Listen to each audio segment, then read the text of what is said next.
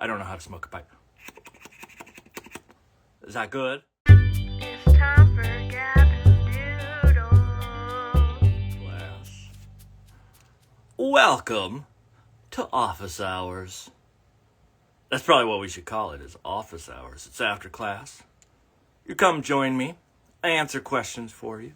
I make sure that we get everything solved for you. I don't know how to smoke a pipe. Is that good? I hope that's good. I'm trying to get my live feed up in the background. So what are we doing today? Well, today's a little bit of a special day. What I'm going to do is I'm going to be doing lessons. So we're trying to mix up a little bit on how Gavin Doodle works going forward to change things up a little bit. And so one of the ways we're going to change it is by introducing Professor Butts periodically, i.e. classroom sessions where I'm going to go through things. Today, for those that are interested, I'm probably going to be talking shape language. Huh? What's that mean, shape language? Well, we'll get into it. The other thing that we're going to introduce is probably going to have some other guests besides just illustrators on. We might have a few authors and agents and art directors and editors and people in the kidlit industry that you may not have heard from yet. But here's the catch. They'll have to draw. Huh? It's true. They're going to have to draw. It is not expected that they have to draw amazingly well. The idea is that everybody can draw. And it's a matter, this is my point here right now. Everybody can draw. It's a matter of putting in time and effort and setting realistic expectations so that you achieve goals and allow yourself to progress forward without getting caught up in trying to take on too much at once. And so we'll see what we can do. So today, I'm going to answer a couple of questions. I had some questions that I proposed in the advertisement. I have the list right here. And so those questions are, how do you break into the kidlit industry? How do you develop a style? What is even a style? What are some common mistakes in aspiring illustrator portfolios? I don't know if I'm supposed to do that with a pipe, but I did it. What's the process of creating a picture book start to finish? So I'll go through some of these. How do you choose color palettes? How do you get an agent? How do you make a dummy book? And so I'll probably try to get through some of that. If you have questions, what I'm going to do is I'm going to put this in here. And the point of this is meant to be like a class. I'm going to do a little lecturing. But as with any good class, the class is participatory. So what I need from you is to ask, I'm typing this in as I do it, Professor, yeah, there we go, B-U-T-S. It's only, let's see, anything. I'm trying to type it as I go. It'd be good if I could preset this, but I can't. So there we go, and I'm going to pin that to the bottom. And so what I want from you all that are watching, or those that are listening afterwards, to when I run this again, I want you to have questions for me. Things that I can answer as I go along. I have my feed in the background so I can watch what kind of comments people throw up. Yuck. What kind of questions people put into the comments that I can answer going forward. So what I'm going to do, without further ado, I got some handy Sharpies here. I got my paints to the side. I got some collage stuff. I'm going to switch gears and I'm going to take this camera, flip it down. We're going to go whoop to my surface. And you'll see that I have some paper set up. And so today, the lesson, whoop, I thought this worked that way. It doesn't. So I'll just set it this way. The main lesson today, so this is class 101.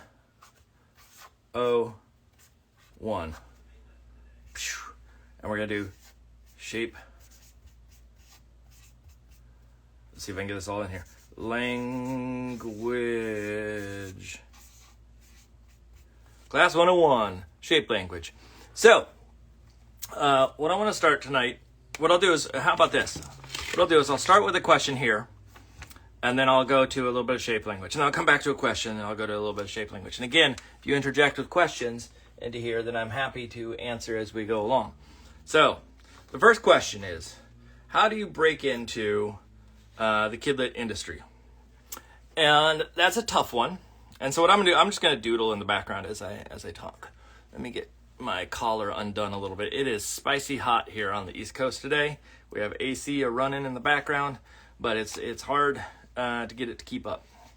So, first thing, breaking into the kidlit industry. So, let's do this. We'll say, I'm going to switch to a different Sharpie. Let's go to this one. That one's a brand new one. There we go. So, you are here. You. And you are trying to get to kidlit here. Right? I'll make sure this is on the page. So, you're trying to get in there. There are a couple different steps that you need to sort of take to break into that kidlit industry. And I'm going to sort of bullet point out some stuff for you folks to be able to understand sort of what makes the most sense for you to work on. So the first thing that I like to go with is I use a critique system that I think is really helpful for folks to be able to understand how to look at their work. And it is called the 6 C's. 6 C's. And that consists of concept. You're going to see me write a lot of stuff. Composition. Contrast. You can see how the 6 C's come in. Color. Context. And the last one is craft. Now, one of the reasons why I put this in here, and this is the way that I critique in class, this is the way that I like to sort of think about work in general, is every point that is in here is dependent on the ones above. And so if you're going to, hi Gina Perry, hi AJ. So if you're going to do something that is an illustration, the first thing you need to have, whether it be kidlit or not, is you need to have something that is a good concept. And so that good concept is, inherently something that is going to hold the whole piece together. If you don't have a good idea, I don't care how good your composition, your contrast, your color, your context, your craft are. None of that matters if you don't have a good concept. So if you're just drawing something that is conceptless or has no narrative or has nothing going for it, well, then none of the rest of that matters. Same thing with composition. If your eye doesn't keep or if your artwork doesn't keep someone's eye on the page, then it doesn't matter what the contrast or the color or the context or the craft are. And so we go through this, and you'll notice contrast is above color, and that is because I want to make sure that the contrast holds up, number one. And so if you take a color image and you throw it into a grayscale image, it should still hold up. So you can't rely on color to be the only solution. You can't just do all the exact same value throughout and think that it's going to hold up well. Context is who's it for. So again, I don't care if it's for a specific age group and you go, I drew something that's really, really cute. If it doesn't have a good concept, composition, contrast, or color, it doesn't really matter. And the last thing is craft. And this is the one that always perplexes people. So I'll put some question marks behind it. And so craft meaning craftsmanship. What does it look like? That's the style. That's the aesthetic. That's all those kinds of things that make... I should probably zoom in a little bit. I'll do that here. Those are the things that we sort of get caught up in often early, and we say like, oh, what's my style? What's the thing that I'm doing? What's it look like? How cool is it? But again, craft or the style or the voice or whatever you want to call it is less important than all of these other things in my mind. And the reason being is, again, I don't care how beautiful you can paint a line or how beautiful you can shade something. If it's not a good concept or a composition or contrast or color or context, I don't care. And so I can show you lots of great artists that you might say their craft, this is where we get that thing where it's like, oh, my 6-year-old could do that. Well, your 6-year-old probably can make something that looks aesthetically similar to certain things that are out there. But my guess is they're missing these top 5 items, right? So I want you to remember craft, aesthetic is important, but it is definitely not as important as some of the other things that are on this list. I see there's questions rolling in, so I'll try to get to these. Is prepping a dummy book better than preparing my portfolio? Ooh, that's a good question. Yeah, I'm reading comments here. So let me get into this real quick. I'm just going to talk about this. So you need to build a portfolio, and it looks like it's Little Bag story time. I will get back to your question in 1 second. And so I want to build a portfolio. So all of this gets put into a portfolio. portfolio, right? Now, that portfolio should consist of somewhere around 12 to 16 solid images. I'm going to run out of room. Images. Ooh, I got it in there. Once you have that portfolio of 12 to 16 images, you are going to revamp that over time. You're going to add things, you're going to take things away, you're going to keep sort of, that's a good ballpark range to sort of stay in because it's not too much, it's not too little, and gives you a good sense of who you are. As you progress and your work gets better, that might expand, but essentially 12 to 16 images, somewhere in that range. Now, once you have your portfolio, what do? Well, the first thing is you network. This is a big, big thing. Network. So I'm gonna do an arrow down here. Boom, boom, boom, boom. Network. That does not mean just on social media. So you need to do social media, but you also need to get out in the world, right? Getting out in the world does not just mean going to conferences and conventions. That means going to readings. That means going to workshops. That means going to talk to people in bookstores. That means going to talk to your librarian. That means going out and just meeting people that are actively engaged with books. And so you will start to meet people and connect with people that way. I do think it's worth getting a crit group. Someone who you can bounce ideas off of, right? It's good if you have a mixture of people that are from different fields that can sort of add or take away from your work and make your work better. When I say take away, meaning like getting rid of the fluff that's in there. And then one of the things that I think is probably the next step, and this goes for most people, is getting an agent. Now, the reason why I'm saying getting an agent is because of traditional publishing. Trad publishing. It's not like Trad Wives, but trad publishing. And the reason being is a lot of the publishers do not take unsolicited manuscripts, things of the sort, right? And so in order to get seen, you often need an agent. So that agent has become the sort of the biggest hurdle that a lot of people have. And note that it can take years to query agents and finally land someone, right? But the goal here is to always be going back, and I'm going to do a little dotted line, and looking at those 6 C's and looking at your portfolio and always be updating it. So if you talk to an agent and they say, hey, you're not right for us. Well, you know what? That means you're not right for them now. But that means that months down the line, years down the line, you might be perfect for them. And so it's a matter of taking that kind of time. And once you get an agent, then you are close to Kidlit. You are adjacent. But that means then you got to start making dummy books. And you got to start pitching ideas. Agents are a little bit more prone to having author illustrator because it's sort of a kill two birds with one stone kind of situation. But they're going to pitch your dummy books to the Kidlit world. And so it's this sort of step process that I think is, it's obviously there's a lot more to it, but this gives you a little bit of a sense of sort of what direction to go. So I'm going to get back to that question, which was Little Bag Story Time. Thank you, Professor Butts. Here you go. Is preparing book dummies better than preparing my portfolio? So here, I'm going to switch back to my face. I'm just going to go back and forth. And so, look, you can see how, sweaty it is. Well, it's so hot, and I am sweaty. You can see how sweaty I am. Let's keep the hat on. And I'll grab the pipe. So, the answer to that question is a little bit tricky. It really depends on what you're trying to do. And so if you are someone who is trying to become just an illustrator, then you don't want to write, you don't want to do the sort of story development side of things. You want to take someone else's manuscript and turn it into a book. It's great to have a dummy book of your own work, but in reality, at that point, you're essentially pitching your portfolio.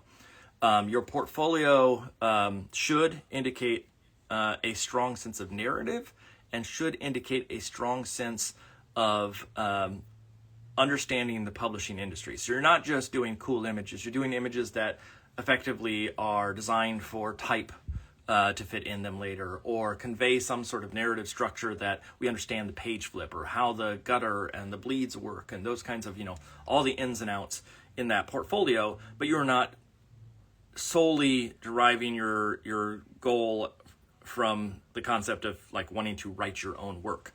If you are wanting to write your own work, then dummy books are a necessary element, but you still have to have a good portfolio. So my suggestion is, rather than trying to say, should you focus on one or the other, obviously we can say, let's focus on both, but that's a question of time. Not everybody has that kind of time to be able to jump around and say, I'm going to do everything under the sun to make things work. I think it's better right now for a lot of people probably to spend their time working on a dummy book as your long haul project. So this is essentially splitting up your time and saying, okay, there are things that I got to solve today and there's things I got to solve in the future. And a dummy book is not something that you pump out in a single night, in a couple of weeks. It's generally something that takes, maybe a couple of months, maybe a year to do. And so that expectation that you can't fit in some other sort of portfolio development stuff in the middle is sort of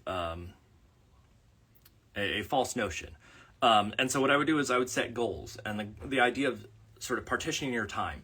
Maybe it's every day, let's say you have 3 hours to work. That's not a great amount of time, but sure, let's say 3 hours. Maybe 1 hour of that is towards your dummy book, 1 hour of it is towards writing, and 1 hour of it is towards art. My guess is the art will probably take up a little bit longer time than some of the other stuff, but that doesn't mean that it's not necessarily harder than the others. It just sometimes it's more laborious. You got to wait for paint to dry and things of this sort. But divvy up your time so you're not somehow putting something off till the end. The other thing that comes into play, and this is something that I think is probably critical for a lot of folks, is they aren't inherently separate. So a dummy book, story, and artwork are all one big package. And so I wouldn't sort of separate them out and say, I'm going to work on this one for a month, and I'm going to work on this one for a month, etc. I find that I end up doing a lot of illustrating before I actually do writing, before I do any sort of dummy book. I actually make some finished art, so I have something to be inspired by. Now, when it comes to, the choice between dummy book and art, I might suggest, if you had to pick and choose, I would probably put more time into the art because it gives you avenues. Even agents who are looking for people to write or be author, illustrator, understand that not every illustrator has taken that leap into writing. And so they're willing to work with a lot of folks and figure out sort of how to make a good story. And so, it really is this question of sort of what you're trying to achieve. And so there's not like a single answer that's sort of this like perfect answer for that question. But I want you to sort of keep in mind that inherently they are sort of tied, and you're going to have to divvy up your time. I end up doing, like I said, I make some artwork, then I write a little, then I dummy some stuff out, and then I realize, that isn't going to work, and I have to go back to the artwork, and I start writing again, etc. And it goes, it's this weird interconnected web, I guess is the best way I can put it. I saw there was one other question.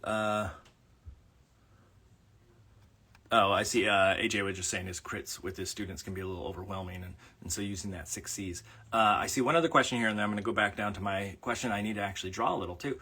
When you talk about dummy books, you are talking about the physical dummy or digital. I am talking about potentially whatever makes sense for you. So there's some people that will print out their dummy book and have a hard copy. I generally just do a PDF. I think it's space saving. One of the challenges that I have, and I don't know if this is for everybody's cup of tea, but I am someone who, when my artwork in front of me can be a little messy, can be a little sloppy, etc. Paint and cat hair stuck in it and all that kind of stuff.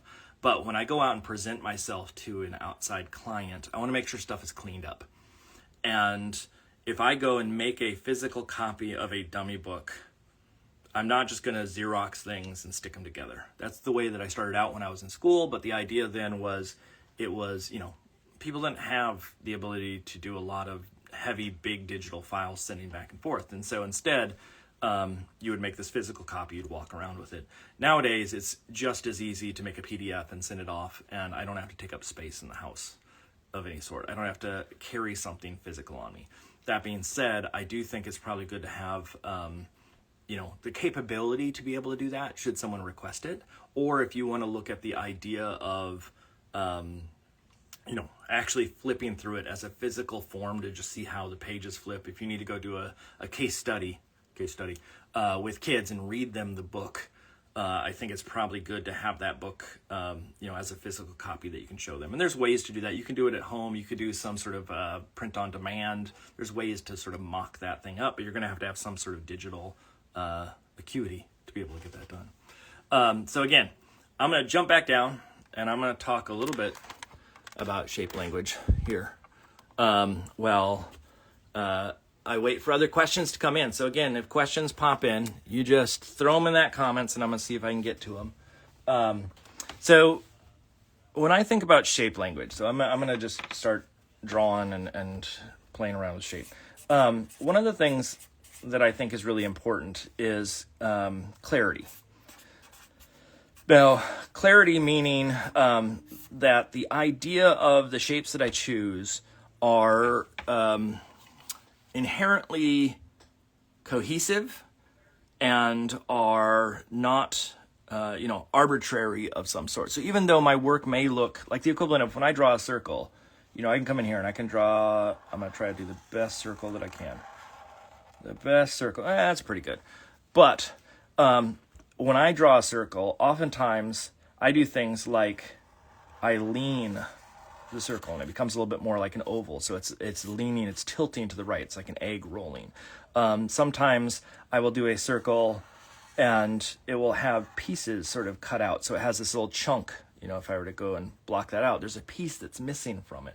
And the reason why I'm doing that is not because, Mark is Professor Butts is not smart and doesn't know how to cut a circle. I'm trying to evoke something with that shape. So just a circle, a plain circle, there's comfort in it. There is a welcoming. So let's just put that welcome. There's all sorts of reasons why, there's no sharp corners. It's a big teddy bear. It is something that's like, squishy, like a ball. There's all sorts of reasons why we might sort of gravitate to a circle as an easy shape. But that is also a safe shape. And so when I say it's safe, meaning if I put a dot in the center of that, it's the same distance to all edges. It is, uniformity around the edge. So there's nothing that's like really evoking anything. And so when I start to play with shape and I start to say, okay, let me lean it in a direction, well, this has all of a sudden speed or instability. It has sort of a gesture that's with it. It has, it has this list of all these things that are circle-like, in that same, I still have that same round shape, still the soft edges, but all of a sudden I'm evoking something. So instead of saying, I'm going to draw, let's say it's an elephant, I could go and say, okay, let me draw a nice clean circle here, and here is an elephant that is running. I'm going to put, here's its arms, boom, boom, boom. Let's make this leg stick out a little bit further here. Eye, right? There's my elephant, it's running. But now all of a sudden, if I do this, even if it's not as pronounced of an oval as that, even if I take and just arc it a little bit to the right, all of a sudden, now when I put that on there, I get a little bit more of a faster speed that's being implied by just that little tilt in the shape. And so, I start to look at all these different shapes and I start to say, okay, well, what shapes are comfortable for me? And this is a class lesson that I do in school is I ask students, we're all used to, what's your favorite color? I'm sure everybody out there that's listening right now, if you do me a favor and in the comments, I want you to put what your favorite color is. My wife is asking, why am I called Professor Butts? And it's because there's always a but. You have to have 12 pieces in your portfolio, but 16 images can do. 12 pieces might not be the right fit for you. If they're 12 pieces and they all suck, well, that's not a great 12, and so maybe it shouldn't be 12. If you everybody probably should have a crit group. But if you can't get a hold of one, here's other sources that you can get there. So that's what Professor Butts comes from. It's the idea that rules are there, but they can meant to be broken. So I'm seeing people put color. I see a rainbow. I see periwinkle blue. I see teal, etc. I want people now that have put stuff in to write down your favorite shape. What is your favorite shape? And you might have to be a little bit more descriptive. It may not just be a circle. Like in my case, I absolutely love a sort of what I'm going to call a 3/4 egg that leans to the right. So again, I'm playing with that circle. That's the sort of thing. And so if you go look at my work, this shape shows up a lot. It's sort of, it's the equivalent of a turtle. So here's Mr. Turtle in there, right? It is a cave entrance. So here's my mountain. It is a drawbridge. So there's the opening. Here's the drawbridge. And so you're going to see this shape, that same shape, show up in a lot of my work. And so I see things like hexagon, triangle, square. I want you to get a little bit more finite as you work with something like this. AJ Smith coming in with colors all of a sudden. Ovals. So, one of the things that I look at when I start to talk about shape in my work is what do those shapes represent? And so one of the things that when I look at a shape like this, why I like this shape is not just it's fun to draw, but I also like a stable base. I am someone who doesn't do crazy perspectives. So, I could come in here and I could say, well, here's some buildings in here. They're all going down, and we got some other buildings here. And here's Spider-Man. This is Spider-Man flying through. Oop, he's shooting his web out this way. So I can do all these kind of perspectives. That's not my cup of tea. My cup of tea is here's a horizon line. Here is something on it, whatever it may be. I like that sort of bold, bland, sort of confrontational. There's nothing there that's jumping out at you. And so you'll see a lot of my images look like this, right? Or use that kind of just basic straight-on perspective. But the reason why I like that base-heavy side of things is there's a sense of like stability, and there's also a sense of scale depending on how high I make that arch. And so, little arches, etc., can be different things. So the more that gets up higher, the more unstable it is because I put that lean in it, Leaning Tower of Pisa, right? Because I put that lean in it, all of a sudden it's going to fall down this way. And so if I have something that is a turtle, here's my turtle. Again, he's got a huge shell. Let's put shell on there. It is more likely that turtle is going to be affected by that. And so I like that idea of the base heavy, but then it still has that ability to sway back and forth. And so when I start to look at other shapes, the equivalent of a classic shape for people to sort of draw is a cylinder. This is one of those things, like I set up rules. So if I start saying, let's do some ellipses, and I go in here and I make a, let's say this is a tuna can, right? So I have my basic ellipse, and I can do my shading that fits in that tuna can.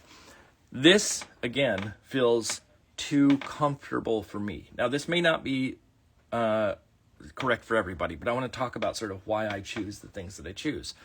So when I work on things, there's I like to do a little bit of a thing called art brut.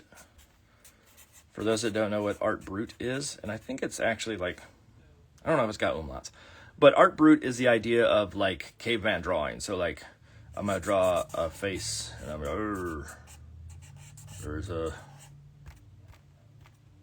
face, and it's, crudely drawn.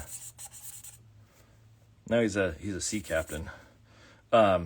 But that idea of like, it's sort of aggressive. It comes from this tradition of sort of trying to not look like you're trained of some sort. I also like sort of outsider art. And so there's this idea of the irregular and not controlled, and also ill-proportioned or conceived ideas. And so when I try to draw something that has a cylinder, you will see this 90% of the time is I will draw a box and I will just arch the inside. So now it will say Juna.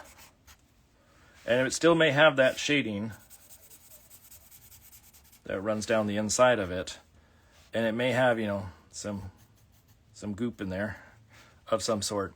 But I start to play around with that idea of I don't have to have both of the ellipses sort of evident. So it may be something that's a little bit flat here and then this shape is curved.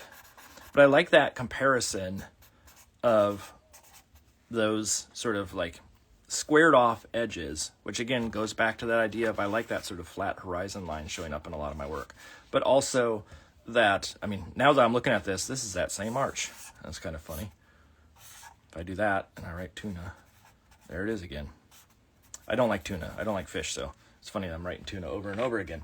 But that idea of, choosing these rules. And so I kind of have tenets that I live by.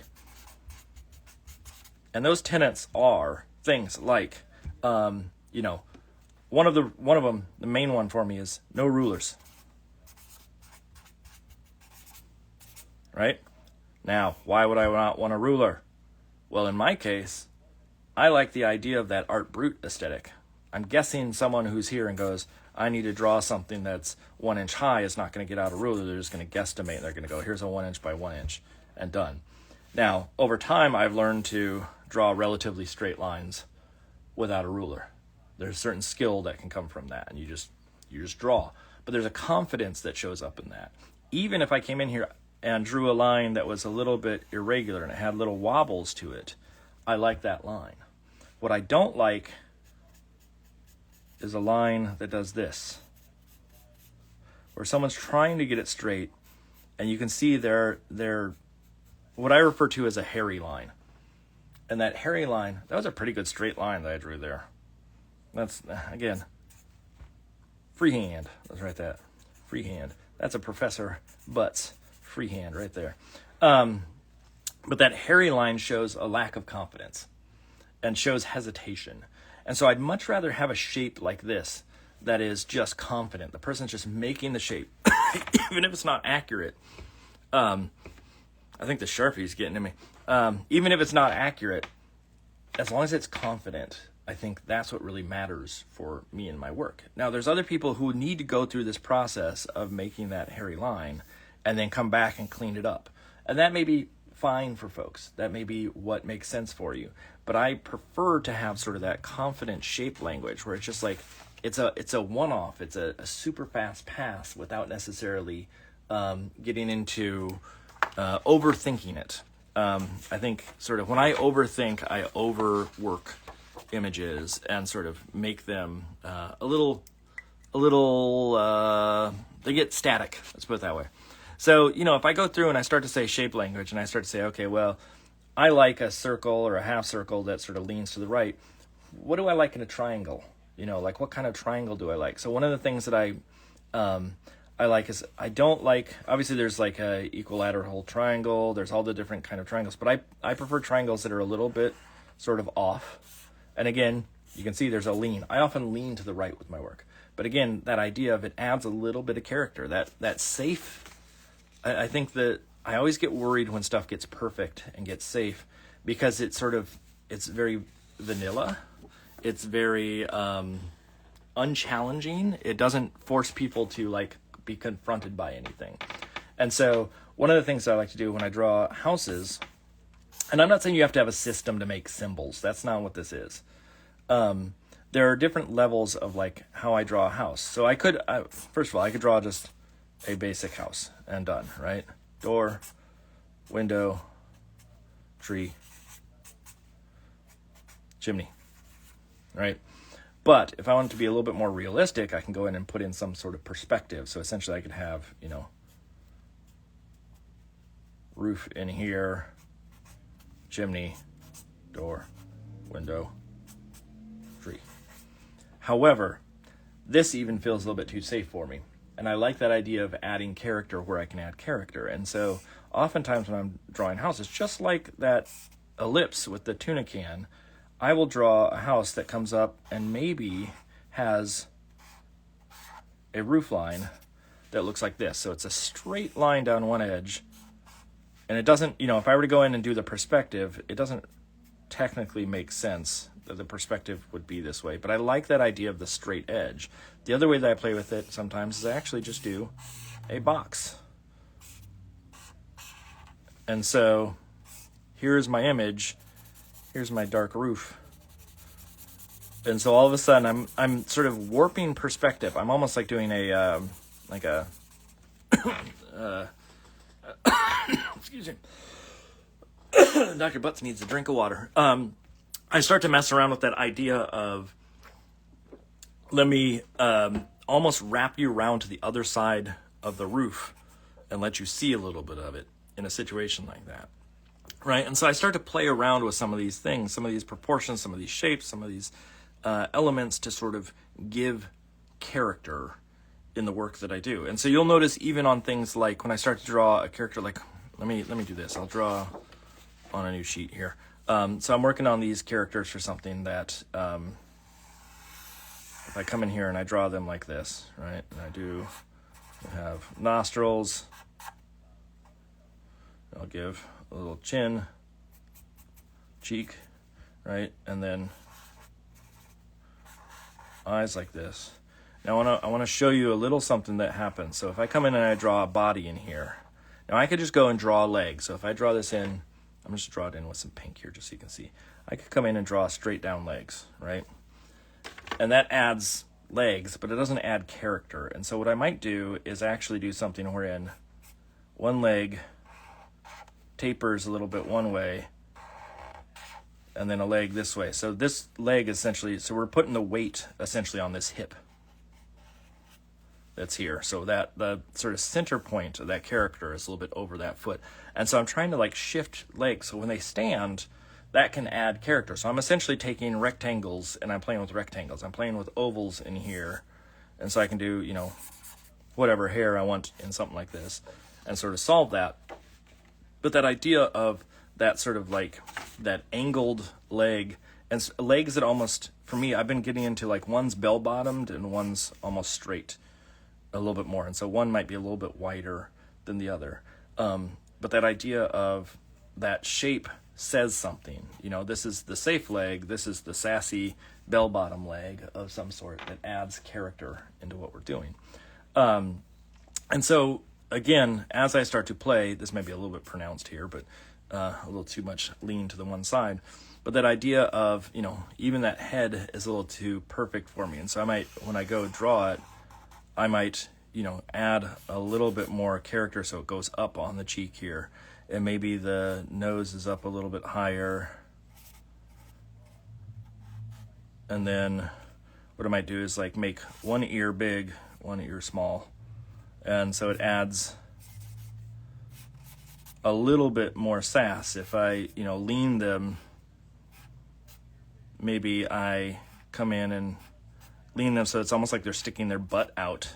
They're leaning in. So if I came in here and I put, a hand up like they're listening to what you're saying, maybe they have that. Maybe they have a little can with a cord so they're talking to their best friend, whatever it may be. But that idea of like the stance can add a lot. And it's a matter of just warping your shapes or doing a little bit of skewing to get that to happen.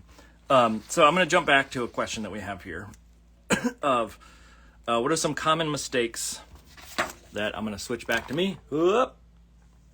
There we go. Hello, everybody. Professor Butts here. Let's get the pipe back. At 7 o'clock, we're going to have a special guest on, assuming they're ready, assuming they're in attendance. Can I get an attendance here? Is Lauren in the classroom? Say here if you're here.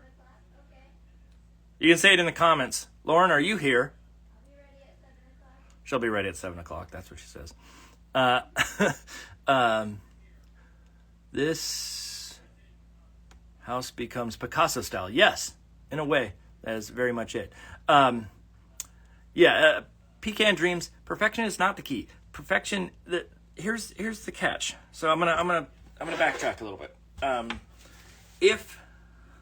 If perfection is the thing that you want, you might as well do mechanical drawings. You might as well do let a computer do it for you, essentially.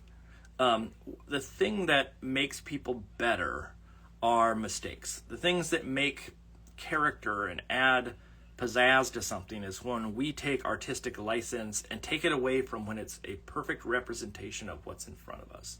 And so even the people who are out there doing work that is sort of photorealistic or, like I just was at ALA and someone like Kadir Nelson was there, and his work is stunning. It's beautiful. He's a fantastic oil painter. There's a lot of realism. But when you go look at it, he's taking artistic license to warp things ever so slightly, or to adjust lighting, or to do things so it stretches reality into something that is not a perfect representation of what's there, because otherwise we could just go take a photograph of it and be done. But we're illustrators. We're meant to add something to it. And so that idea of trying to achieve perfection oftentimes creates banality, is that the right word? Simpleness, plainness, boringness, right? It's when we see things that are a little bit weird and a little bit fantastic that we start to go, oh, that's interesting. And that only comes, in my mind, now keep in mind, this is me being subjective here, that only comes from the idea of having someone make mistakes. So all the things I've talked about already, about shape language and those kinds of things, none of that is stuff that someone sat down and taught me. That is all through experimentation and finding out, oh, I drew a perfect circle, and then I drew one that was a little bit wonky. Well, guess what? I like the wonky one better. I had a student or a mentee a little bit ago who I had him draw, instead of just drawing with a marker nice and close, so like let's say here's the distance, right? And he's close like this. I had him attach that marker. I don't have anything great to do this with. I wonder if I can do this like this. Let's see. I'll try to make a quick version of this for you so you can understand what I'm talking about. I'm going to make the most simple version. I'm getting out some board. I'm getting my X-Acto blade out. And because I don't buy brushes with long handles, I don't have that ability right now. But what I'm going to do is I'm going to do two different things, and I'm going to show you. Okay, I'm going to take a little bit of tape. Masking tape, sure, beautiful. I'm going to take my Sharpie, and I'm going to attach it to this stick that I have made. And it's a stick that's probably a little wobbly. It's probably not going to be the best stick in the world. It's if I hold it at the end, it's probably going to flop a little bit. But now, when I go try to draw something, so I'm going to tilt this back down. I'm going to do this way. Let's see if we can get this to work. So if I tilt this back down, and I try to draw, let's draw a car, right? So if I come in here and I draw a nice little car, here's my car, boop, boop, boop. And my car is, there's some smoke, or not smoke, exhaust coming out the back, right? So I've drawn it really close. Now what I'm going to try to do is draw that same thing, but I'm going to hold the end of this. And you're going to see, I'm trying to figure out how to use this in a way that's, try to get as close to that shape as possible. I put a little antenna there. Some wheels. Here's my exhaust. This is a little bit art brute already. But now I'm going to use this as my basis for drawing that car. And so if I come back in and I start to draw that car from that shape that I'm giving, all of a sudden, if I put these wheels where they are, it feels, what's funny is it feels a little bit like one of those like Fred Flintstone cars, or like not Fred Flintstone, but like a old cartoon kind of car. But that idea of just that shape language of like not as perfectly round, all of a sudden I got this really big hood and I can do fun things with it. And so all of a sudden it could be, loaded up. This could be, the trunk could be open and I could have all sorts of stuff stashed in the trunk of that, putting these windows in. The idea of like the wheel being, this wheel is long, it's widthwise longer, so all of a sudden it's not as perfect of a wheel. All of a sudden I get much more of an interesting car out of, I actually don't like the fact this comes up as high. I like that sort of shorter version. All of a sudden I get a much more interesting car than what I got there. It says something, right? And part of that is me removing the idea of perfection, or me being able to get in there and move my fingers to do little tiny things. And here's an example of, ready? I'm going to try to draw a straight line with my fingers. You're going to see a little bit of wobble. Now I'm going to draw a straight line by using my shoulder. So I'm just going to move my shoulder.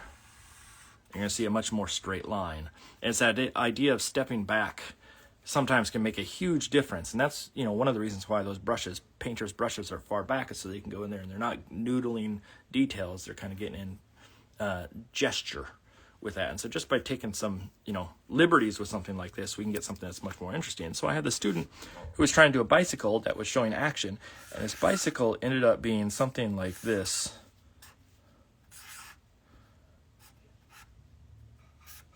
Something like this. So it had a seat here. Now, the handlebars were way out front. He had drawn this with like a long stick. But all of a sudden, there was a lean that happened, right? And so that thing is big wheel in the back, small wheel in the front. That thing is much more fast than a standard. Oop, I'm not drawing a bicycle the right way there, right? This is a poor bicycle, but there's a lot more interesting character that comes out of that idea of the mistake. And so by having him do little test runs of what it could look like without having the precision of his own hand showing up in every image, allowed him to find some really interesting types of bicycles that added so much more action and excitement to his piece. But you only find that through that sort of mistake, or what would be considered generally a mistake. Let's see. Inagando Illustrator says, this is exactly I want to achieve. To allow myself not to be perfect. To play and build my own kind of world. But after I think what I will do with my perfect drawn portfolio, how I get work. Let me, hold on. But after I think, what will I do with my perfect drawn portfolio? Yeah, so here's the thing. If everybody's drawn the same way, if everybody's drawn perfectly, you don't end up with any sort of new, exciting innovation, right? And so to set yourself apart, I'm going to write down two phrases that I sort of live by. One is, let's see, I'm going to write them out this way. My best piece is my next. Oh, that's a T. Piece. Right? Boom. I.e., when someone asks me, what's your favorite work you've made, etc., it is always the thing that's in my head. Because in my head, it's perfect. The thing that I've made before is never as good as what the thing is in my head, right?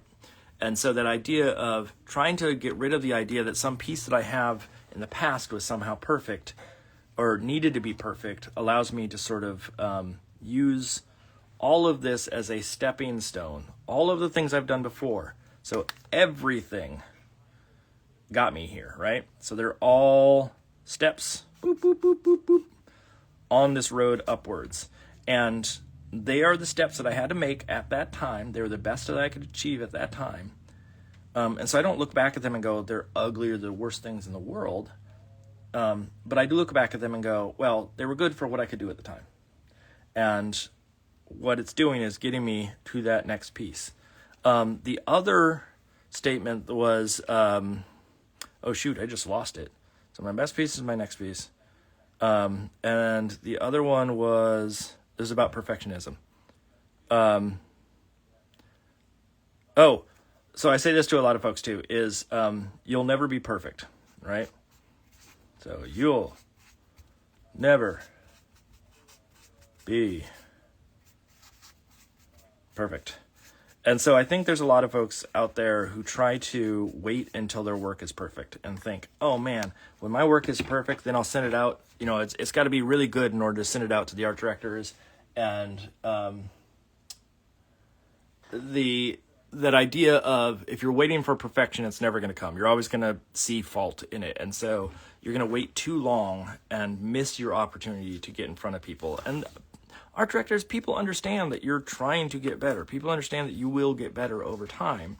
And I don't want you to miss that opportunity. So always think about sort of like your work now is the stepping stone on which you climb, or let's say it's the first rung on the ladder, but you need it in order to get higher on that ladder. So don't look at sort of what you're doing as it needs to be perfect. And I would even venture to say that the imperfection, and this is where I was going to go. I can write it on the back. And this is, I say this to my students and they go, what? Make ugly work. So what does that mean? What does make ugly work mean? Make ugly work means not make work that is ugly, but don't make typically beautiful work.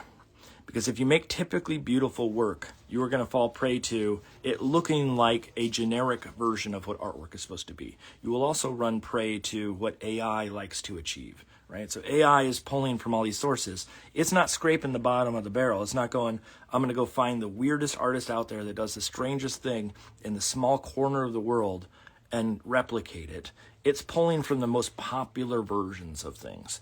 And so don't go make a popular version. Go make something that's uniquely you. Make something that has character. Even if that character is a little funky, even if that character has imperfections, that is going to set itself apart from the AI aesthetic that we all sort of know. It sets itself apart from things being understandably, again, vanilla. Is allowing it. And so ugly is I say that just because it's shocking, but that idea of like, make work that is unique and don't get caught up in the idea that you have to make beautiful work for it to be seen or for people to love it.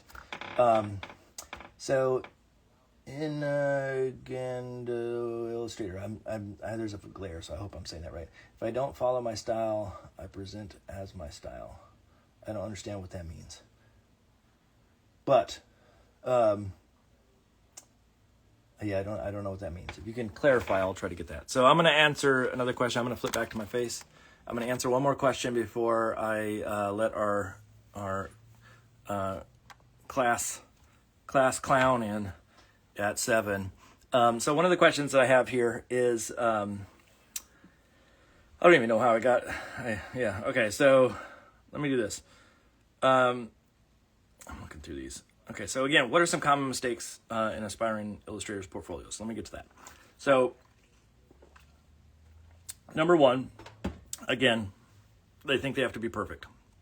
They think that they have to have everything tied up with a lovely little bow. You don't.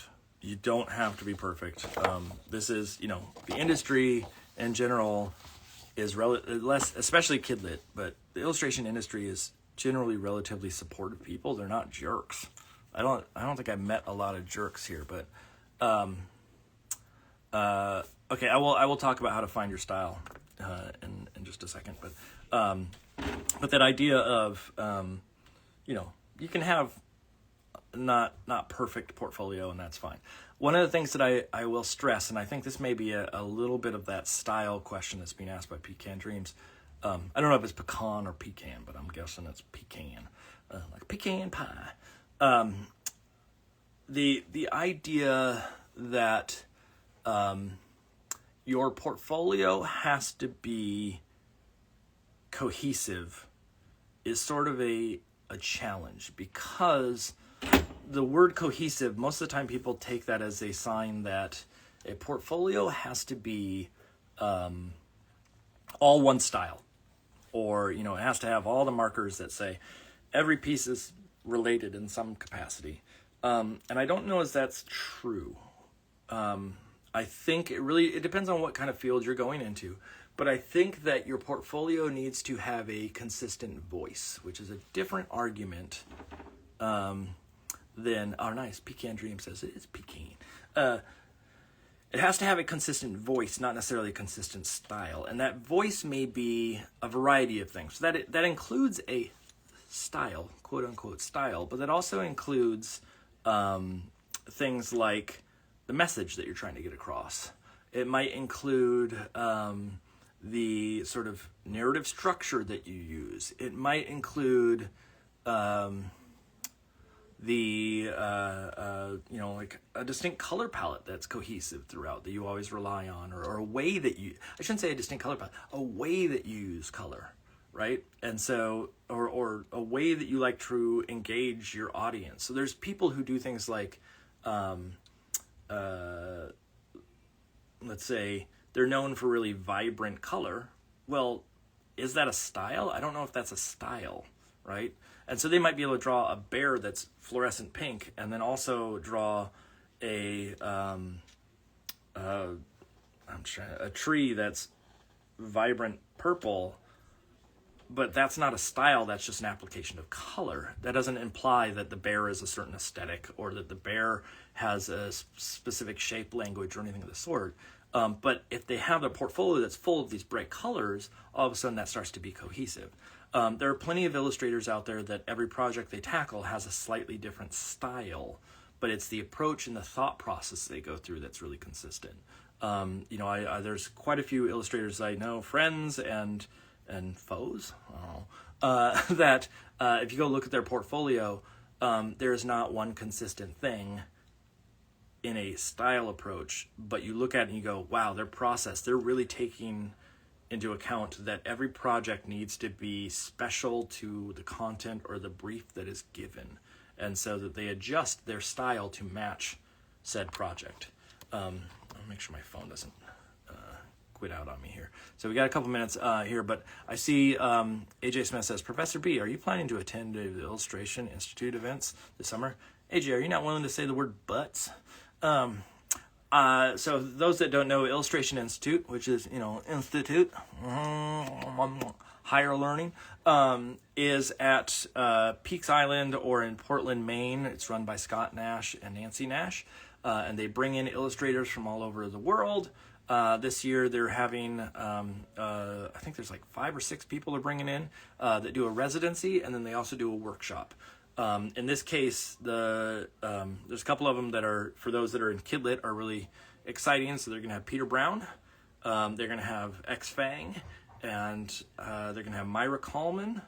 I don't remember all the other names. Those are the ones that sort of jumped out at me. I'm a big fan of Myra Coleman's work. For those who are saying like art, or when I was talking about art brut, or talking about not having to be perfect, go look at Myra Coleman's work. She's a genius, absolute genius. And if you go look at it, she is nowhere near perfection in her application of material. That is not the point of her work at all. And so, it's perfection in its imperfection. Let's put it that way.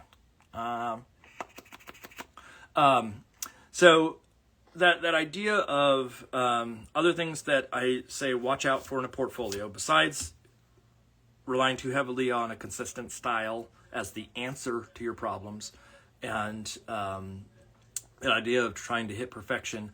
Another one that I see is oftentimes people dabble in things and don't show a vested interest in it. And so the equivalent of what you don't want to do is you don't want to have a portfolio where there's a little, like one piece that's a graphic design piece, and one piece is an illustration piece, and one piece is a fine art painting, and one piece is this, and one piece is that, etc. down the line.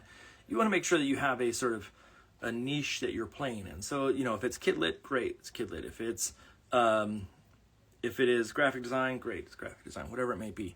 But I don't have a problem with people having different avenues for their work to go down. So you can have a portfolio that has some graphic design and some illustration in it, but you need to have enough of it to show that you care. And so you can't just do a one-off and go, you know what, I checked that box and that is done, and I don't ever have to tackle that type of illustration or that type of graphic design or that type of animation or whatever it may be, again, because I showed it in one instance. And so you want to be able to have multiple instances of that kind of stuff on a regular basis. So people can see that there's consistency. They can see that you have followed through. They see that you can approach a project that maybe is long haul and be able to see it from start to finish. The other thing that I'm going to throw in there, and then I'm going to see if our special class, our class clown, is ready to join us. Teacher's pet is the idea that shoot, I just lost it. Oh no, hold on. I will say for Kidlit, you need to make sure you hit narrative. Narrative has to be in there in sub capacity. You have to be able to show that you know how to tell a story. That does not mean that you have to show a big, like 5 pieces from one book and say like, look, here's 5 spreads. That's lovely. Maybe 2 spreads so people can see what it looks like, and you can draw a character multiple times. That might be enough to do it. But the idea of, can you tell a story with an image?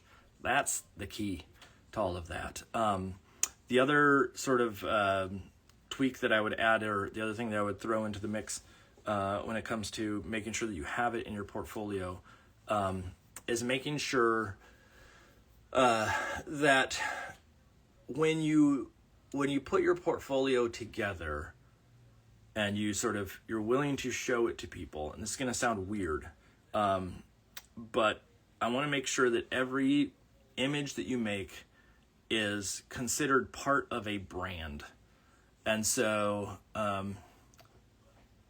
Inagando illustrator, Myra Kalman, Miara, last name Kalman. Myra, I think that's right. Or is it Mai? Myra. It's one or the other. If you put in Myra Kalman, you'll get it. It'll pop up. I'm drawing a blank right now. I can't figure out how to spell. There's a lot of geniuses out there. That's just one as an example that is coming to the Illustration Institute. I forget what I was talking about portfolio-wise, but I'm going to see if I can get our special guest in here. Is our class clown, our teacher's pet, ready? Okay. So, on these Professor Butts nights, one of the things that's shown up is... okay, I see the request. I'll get to it in 1 second. I'm explaining who you are. In this Gavin Doodle, so people know it's not just me. It's not Professor Butts. It's not a.k.a. Mark Hoffman. There is a cohort that is upstairs that probably knows more about books than I ever could imagine, who is a lover of all things books and knows every Kidlit, illustrator, author, etc. down the line. And even when I went to ALA, made me a list of who I got to go talk to, who I got to hunt down. She's on top of it. And everybody that knows her, or at least has some, passing relationship with her, always says that she's a doll. She is amazing. They wish they had her. She's at least 50% of what this social media account is, because she's, helping organize all this stuff. Mike Petrick. Hello, Mike Petrick. And so this will be a teacher's pet session with my wife, Lauren, who's going to give us, I've asked her to, we've been talking about this, she's going to introduce Lauren's lists. And so tonight she has a list for us that she's going to share. So I'm going to let her in and we'll talk to her for a little bit. Request was accepted.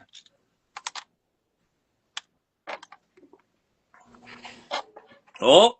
Hey, thanks, Professor. Ooh, Hey! Welcome to Let me class. prop this up. Turn down the volume a little bit up there so we don't end up with an echo. Yes.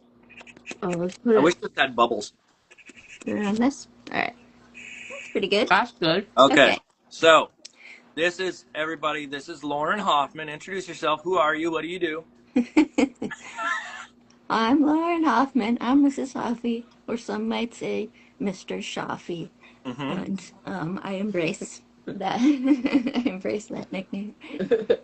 So, Mark talked about sometimes after he is on Gavin Doodle with someone, and then they have to go eventually, and it's just him for the rest of the show. And You make it sound so sad. do you want? Yeah, it becomes very sad now. We get super goofy and dumb, and so he got he could throw to me sometimes the roving reporter, with Lauren's lists. So I'll have You're a not on different screen, but list. your head is I like know, above the screen. I know. I'll Hold it have up a little. a different list every time. There you go. And whoop, it's a little crooked. So anyway, tonight's here I'll sit further back. That's better. Tonight's list is weird graphic novels. So I know a lot more about picture books than I do. Thank you, thank you. A lot more about picture books than I do about graphic novels. But lately I've been getting into the weirdest ones that I can find. Now, And keep in mind though too that you also like a weird picture book. oh, I love a weird picture book. Yeah. Oh, yeah. I joke So, with people at ALA, and we've said this before, but if it has an umlaut over the name right. or a little squiggle somewhere or an accent mark, Then we're then picking it up. yeah, we're picking it up to see what it's about because it means that it's The Europeans know yeah, how to do yeah. it. It's got some weird Yeah. like translated folk tale or something. Mm-hmm. Some of Okay, these sorry, are go ahead. translated. So, yeah, I've been getting into weird graphic novels. Now, I mean more unusual, maybe. Unusual either in format or in subject matter, or both. So, without further ado, I would just happen to be looking at this one right now. So, Patrick Kyle. This one's called Don't Come In Here. I have another one of his called Baby. And Ew. he's a weirdo, you guys. Mm-hmm. More in subject matter and also in like drawing style, sort of. But so, like for instance, here's a person, and somebody is looking at through a hole at this person, and they're What's kind of a jerk. And what's the basic gist of it? Like, this what's the front particular flap? one, What would it say? the main character moves into an apartment, and various weird things happen in this apartment. And the landlord is kind of a jerk. And I think that's kind of the landlord here. The other person sort of changes from time to time. Oh, there's also neighbors. Oh, look, here's where they say the title. Don't come in here. Uh-oh. Um, but Everybody then drink. the main character takes that hole they're looking through and starts to smudge it, and they're like, no, and then they just smudge. So it's like playing with the drawing form too. Okay. And there's all Okay. these weird like What would shapes. what would you rate this one on a scale of 1 to I 5? love, I mean, I love it. It's like a 10 for me. Okay, 1 to 5, it's a 10. Oh, sorry. I didn't hear the 5 part. It's a 5. I Okay. mean, I'm pretty much giving you all ones that I think are 5s. Okay. Here's, for Here's instance, this one called Baby. This doctor decides to roll out the baby with the rolling pin. So that's giving you an idea of the kind of thing we're talking about here what, with Patrick Kyle. what's the term? There was that term that was ergonic. Is that right? Ergodic literature? Ergodic Yes, literature, yes. yes. Playing with the form. Yeah, I which can't is get enough of it. I So think the there are definition novels is like like that too. plays with the form, but then also requires like outside understanding. Mm, Like it's not just all inherently in the book. That it requires you to go and like research other maybe. things, come Yeah, back to the book to figure out more, etc. But that could be, ergodic, yeah. is that right? I don't know. I don't know about, I'm not sure. It's somewhere in that range. Yeah. Okay. Another favorite of mine, George Wilesall, I think is how you say it. Okay. Um, Here, this particular one's called Internet Crusader. The gist is it's a late 90s, early 2000s, like 13-year-old. It's all on you're only looking at his computer screen the entire time. But it's super fun and nostalgic to look at the style of windows that pop up. Mm-hmm. And so there's a lot of instant messaging going on and windows on top of windows. you sort of figure out for yourself like what order you're supposed to read everything. But it becomes apparent that there's some kind of let's see, let me read it here. Ever have one of those days where you're talking to a smoking hot chick online, but then it turns out that she's actually a demon working for a satanic doomsday cult, hell bent on taking over the world, and it's your job to stop them? Yep, I know the feeling. Blah blah blah. So that's what this one's about, and it's really good. I read it in one sitting. He has another one called 2120, which I have lent to a friend, which is maybe my favorite, which is a choose your own adventure An type. adult choose your own adventure. Well, not Adult choose adult, your own, a yeah, grown up version of grown it. up, right. Here, actually, We get it. let me take, I had another one of his books under this. Um, Okay. in this one, which is this collection of short comics, he's got an ad for 2120. The book looks like this, but anyway. Mm-hmm. Basically, you're a computer repairman who is going into a building, and eventually you just need to escape the building. And it's very creepy and cool. There's all these like long hallways and stuff. I couldn't put it down. Okay, let's see. Press enter to continue by, I don't know how you say her name, Anna Galvan, I'm not sure. Close enough. And the age range for these is mostly adult. I'll tell you, there's a couple of them that are okay for kids. And I'll tell you when those, I'll get Yeah. to those. Yeah. This This is is just weird, interesting graphic novels, and there are lots of kids graphic kids novels one, too yeah, out there. that are weird, This yeah. is the top tier list of what you read. My Yes. favorites. This one, you read this one, Yes. and I wanted you to read it so we could talk about it. No, Yes. I'm just saying, I still don't know 100% what happened in it. yeah. That's why I needed you to read it. I'm like, what Yeah. do you think happened in it? Like, they don't Oh yeah, they don't that one. they don't explain anything really. So like these girls, it's like when you become a certain age, you get to have a day where you like travel back into a memory or something and like live inside that memory for a little while. Um, it's crazy, weird, and cool, I'll just say. And yeah, she's got a couple others that are also weird and cool. Oh, yes, okay. Sorry, this is quite a list. Mm-hmm. Gareth Brooks, I think he's British. He has like four graphic novels that I know of, and they're all done in a different material. This one Are you saying that he has, doesn't have a consistent style? well, that's true. He Weird. has different materials. So this one is like woodcuts and embroidery.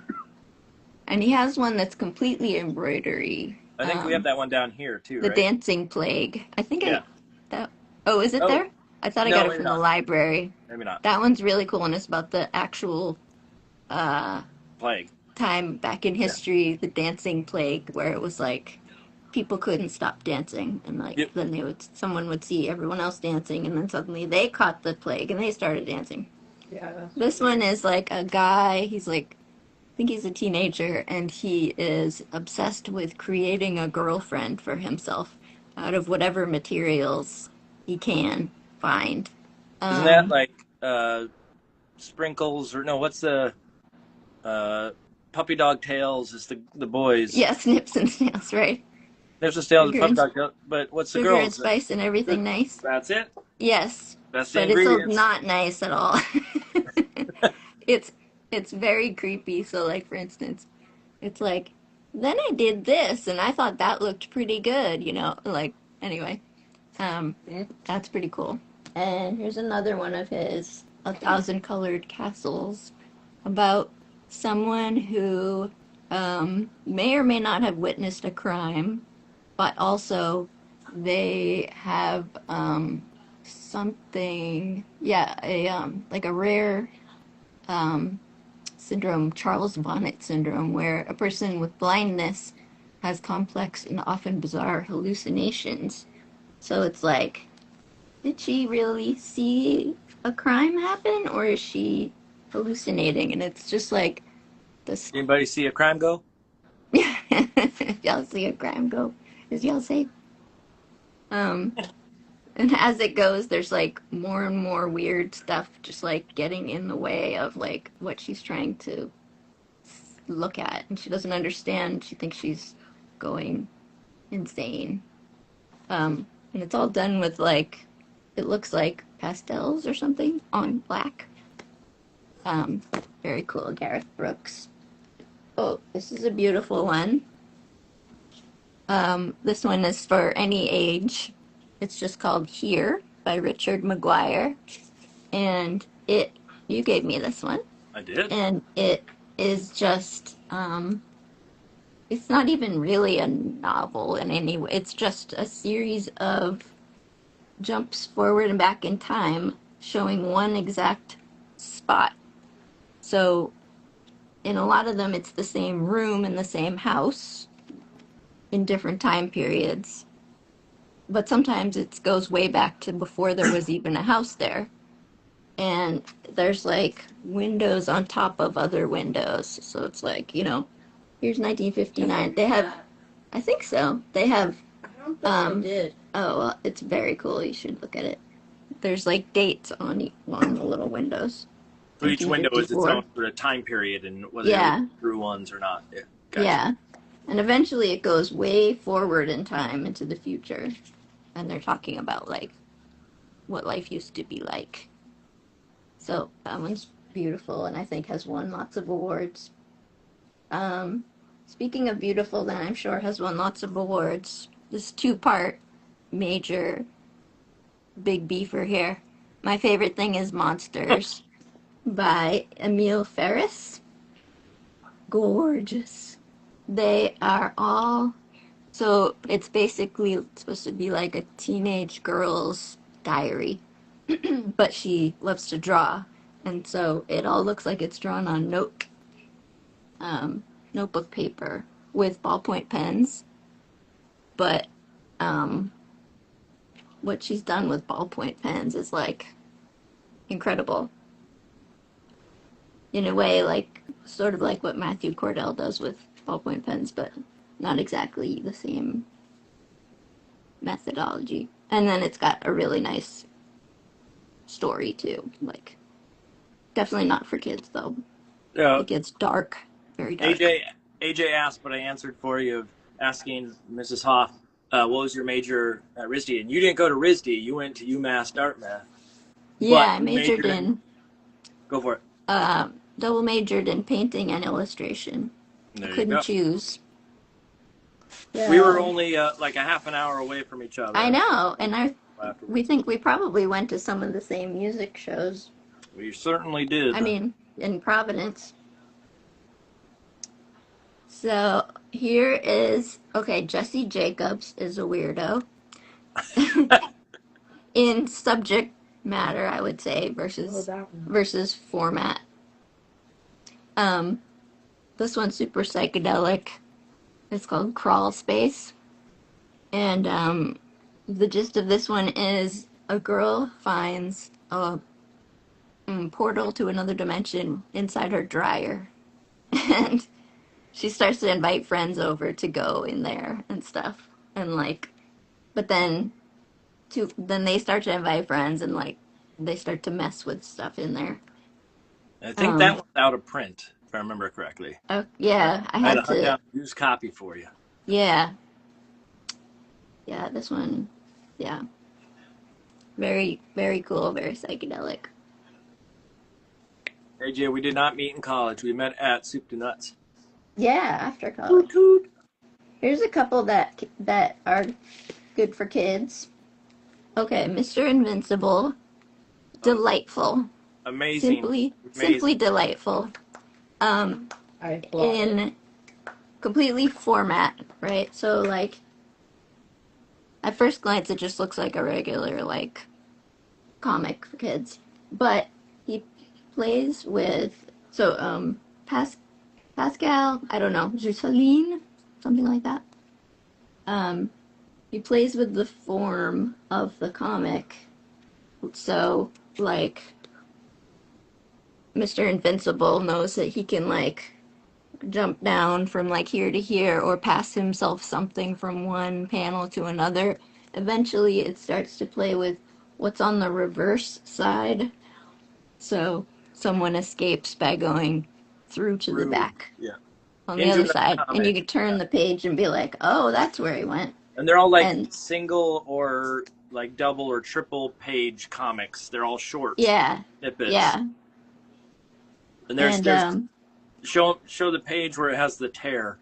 We yeah, can it find looks that, like the page is torn. Oh yeah, this is the which page. actually affects the comic Yeah, so before and after the tear. somebody had this gun, like a mad scientist had a gun, and he shot it, and it like actually looks like a torn page, but then yeah, it affects the story. It's so cool. It's It's and like not none of it is when you said it's like age. This little kids could definitely yeah, read this and get it, but it's really for. I got this. Or I asked our library at school to get this one because it's hmm oftentimes where like students go, I want to do something really strange or whatever, and this one really like forces you to break the fourth wall of what a comic is and yeah, play with the it gutters in shows a you weird way. what you could do. Yeah. Yeah, Then like some bad guy starts messing with the colors, and I don't know. It's like every time I think, well, now he's done everything. Like he can, I'm trying to think of yeah. it's almost like a time travel type hmm setup for a movie, but in a comic book form where you do something, the Yeah. butterfly effect kind of Yeah. setup that runs throughout it. Okay, Yeah. what's the next one? Simply delightful. How Here's many another go one left? that Yeah, just a can. couple. Here's one that can work for kids, or at least like older kids, because I think there is death in it, but it's like, Yeah, cartoony, funny. yeah.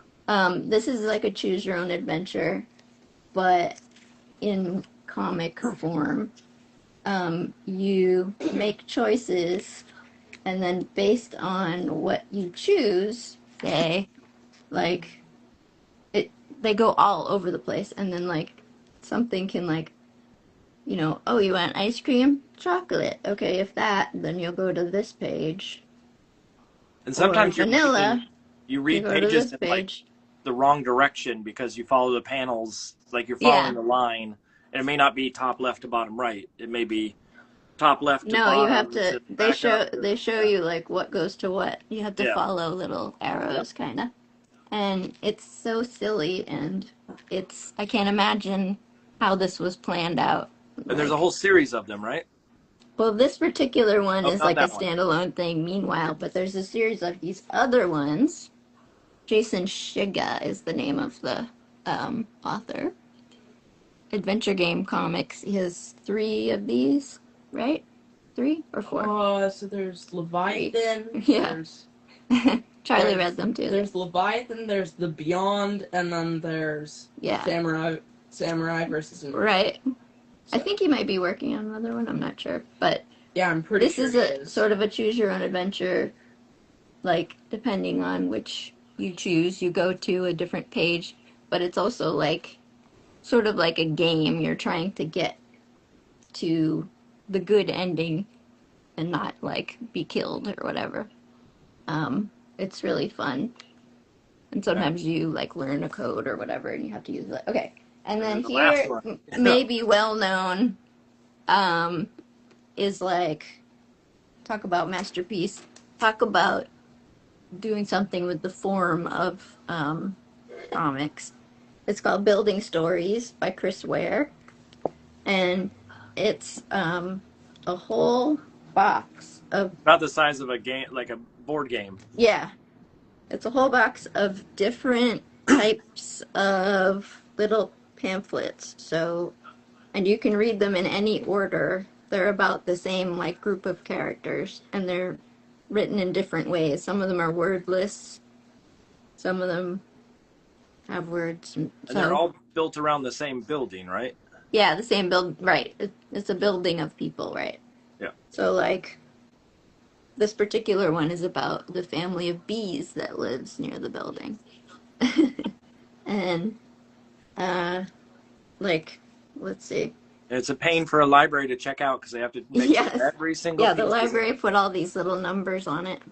Um but like, and here's a bigger thing with this lady. And I'll pick up another one and be like, "Oh, this is earlier in that same lady's life." Yeah. And like, here's a little thing that looks like a little golden book. And then there's something else. It's like looks like an old-fashioned book. And yeah, there's like bigger Going and and going. bigger. There's 20, if I remember correctly, there's 20 or like 22 individual Something like pieces. that. Yeah, this says here's from the library. Please make sure, 14. Please make sure all 14 parts 14. are here at There- checkout. Yeah. So like here, this one's like a newspaper like style. And once you Cool. read, when you read one, like, I know you Yeah. said you can read them in any order, but does that mean that when you read one, you understand something from a previous one? Sometimes, yeah. Okay. But it doesn't You're matter like, what order yeah. of any sort. You're like, oh, this lady had an amputation. Like, how did that happen? I wonder when I'm gonna Yeah. find that out. There's another one like a sort of like a bigger newspaper. There's this one that's like a game board. I was gonna say, I thought there Literally, was a game board version, like, or yeah. something in there that was It's like of that accord. the building. And On the Chris back, Ware, there's like a is floor known for plan. doing sort of weird. I have, or I'm not sure where it is. I have a comic of his that was this giant comic where it had stuff like you could make your own rocket out of, you could cut out thing like a paper doll and make a rocket. That's cool. Weird Like formatting. I said, yeah, I'm far from an expert on comics and stuff, and so I still have Okay, a lot so more Chris Ware that I'd like to read. here's the question. I'm gonna throw this at you, and you have to answer it the best you can. Okay. If someone right now had to pick one of those, like I'll give you three. What would be the three that you think people should hunt down first?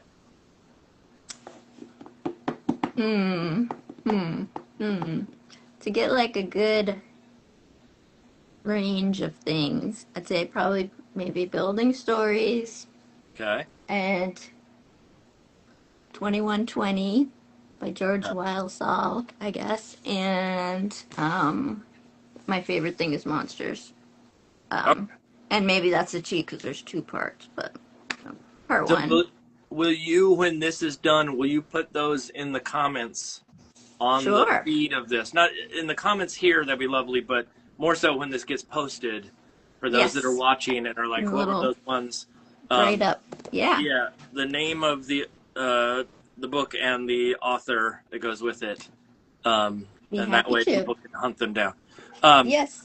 And Sorry so, to take so long on Lauren's list there. That's no, like half it's an fine. hour.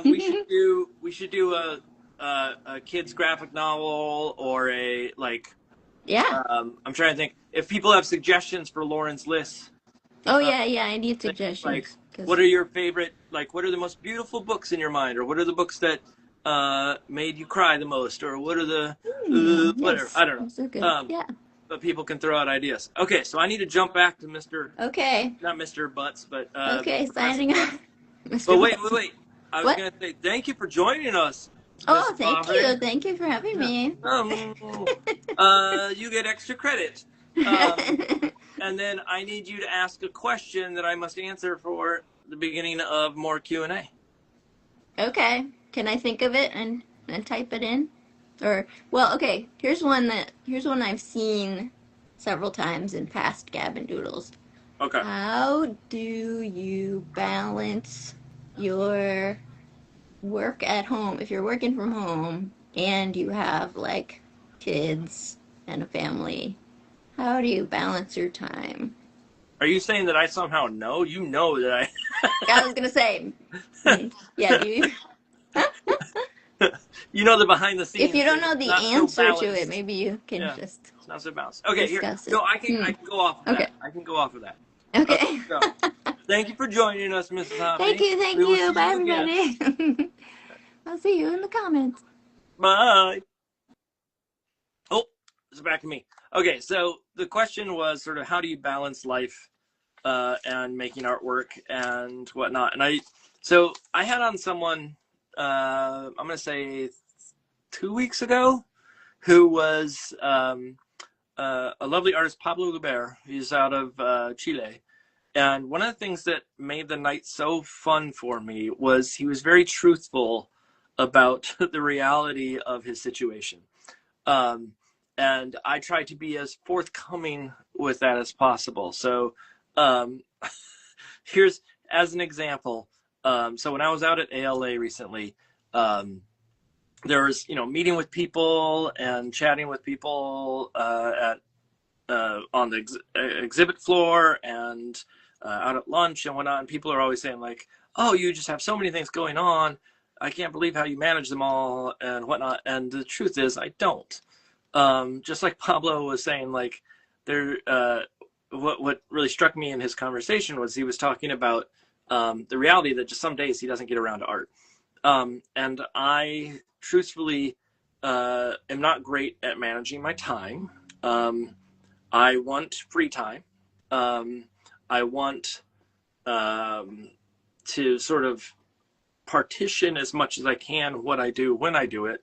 But I'm not an expert in this. And so like answering the question that Lauren asked of how do you handle doing all these things? I don't know as I do. But I think the lesson in that for me to sort of relay this, and this is a lesson that I would relay the same kind of thing out to students, is the idea that we are all inundated with Instagram, with feeds that show a beautiful studio that show, ooh, look at my studio. Look how beautiful the light is pouring in at this time of day. And I'm going to sit down with my cup of tea and just think about art. And I'm sure that happens for a few people, but I'm guessing a good majority of that is sort of putting on a persona. And so when I was out at ALA, I was meeting with the author of the new book that we just finished, which is Boogie and Tea and Twinkle and Hue, and we were chatting, and she said that I was very different in person, and I was like, "What do you mean by that? What does that mean?" And she said, "Well, you come across as sort of like you have your act, not necessarily I have my act together, but like that I'm a little showy on stuff like this, and I don't know as she mentioned in a bad way or anything of the sort, but that we were having conversations about life and about sort of some sad things and quiet moments, and we were sharing Uber and having this great heartfelt conversation about aging and the challenges of getting older, and taking care of people and things of the sort, and it sort of hit me at that moment that there's this perception that as an artist, we all need to, like, again, you got to get out there, you got to get your brand, you got to be perfect, you got to do all these things in order to land the job, et cetera, et cetera, et cetera. But I do think that in reality, most of us are not good at this thing, and we are trying to fake our way through. And I think some of that is that imposter syndrome. Some of that is us thinking, oh no, I'm an imposter. Some of it is literally we are an imposter and acting. I don't, the truth of the matter is I went to college for illustration. I went to a master's degree for visual design. I've been teaching for 22 years. No more, well, maybe more than that, depending. I've been illustrating for 26 years. I've worked in animation and graphic design and illustration, etc. All of that, I'm not trying to brag here, all of that, and in reality, I'm still winging it at this time frame, right? I don't know what I'm doing any more than what you know what you're doing. The way that I stress it to students is that my goal as a teacher is not to give you a perfect career, is not to sort of lead you in and say, this is all you got to do, take these steps and you will get a great job. My goal is to prevent you from making the same mistakes I did. Can I predict the mistakes you're going to make? No. 10 years ago, would I have been able to say, oh, you need to put a clause in your contract that talks about AI? None of us knew that was coming, right? The idea that social media was going to be such a heavy player in people's artwork, that the idea of print on demand was going to, or print on demand or home printers were going to eat up some of the print market for reproduction and prices for illustrators, etc. I had no way of predicting any of that. And yet we have to adapt. We have to learn, and we have to sort of figure out how to get past it. And so I can't predict what's going to be the next thing. But I can sit there and go, here's things that are consistent from year to year. Here's things that will always be a challenge. So the equivalent of maintaining your rights as an illustrator is something I can relay to a student. Those type of rights might change as time goes on. In fact, in one of the contracts that we use, it says a thing about maintaining rights for media that hasn't even been invented yet, is in one of those contracts. And so that idea of having my act together to know how to manage life and kids and artwork and all that kind of stuff, I don't. I make it up as I go along. And if my son is upstairs listening to this, I want to be truthful to him. We don't know what we're doing. We're trying our best, right? We're using tradition. We're using our best prediction, but we don't know where it's all going. And so when we look at artwork and we look at the idea of sort of how to partition that time, the thing I can say is it's going to be independent to whoever you are. In my case, Gab and Doodle is my resource to make and my time to sit down and play. But oftentimes when it comes to daily life, there's days where I don't draw at all. And I know there's people that say, like I was seeing a fellow artist that's a very lovely artist saying that you need to set up a daily drawing practice. I wish that I could. I know that there's people out there that can't. And it just depends on sort of your situation. And so I don't want people to feel like somehow they are lesser than if they are not able to keep up with that sort of practice. I think we are already in such a tough situation as illustrators fighting. It was this small group, people who were like, I live in New York. I'm having to fight against all the other people in New York and go drop off their portfolios. And then all of a sudden you got the internet opened up, and now I got to compete with people who are outside of New York. And now social media opens up, and I got to compete with the world. And the reality of it all is essentially that you're always going to have challenges. You're always going to have these things. You do the best that you can, and hopefully, it works out. Hopefully, everything goes your way. But I would not put any sort of red X across your career if it doesn't work out the way that you predicted. If it doesn't manifest itself in a way that seemed like it was going to years ago. I know there's people who look at, hey, Lanchan, I'll send out a little wave there. I know there's people that look at this industry, the kidlit industry, and say like, it's all bells and whistles and it's so fun and beautiful, and it is. But the reality is it's also a job. And a job means there's days where it sucks. And there's days where you have to stay up late and work hours that you don't want to work. And there are days where you have to, have people critique your work, and it hurts sometimes. It stings a little on first pass at least. And so as much as I want to say that it's a beautiful career, it is a rewarding career. It is a career that is probably more fun than some other ones that are out there. I'll give you that. But I would not say that it is, again, rainbows and puppies every single day. And so I want everybody out there that's listening to sort of take that mindset of, I need to be perfect. I need to be stellar. I need to show everybody that I'm 100% on everything, and sort of throw that out the window and understand that everybody's sort of in that ballpark of trying their best. And the more real you are about that, I think this is philosophy class here. The more real you are about that, and the more honest you are about that with people, I think all the better, because it shows that you're a person. The equivalent of, as an example, one of the things that preach. One of the things that I have done. So I did this speech at a high school recently, a month or so back. And I was asked to do this speech, and I am someone who doesn't like to write out a speech. I don't like having to follow a script, and I find it,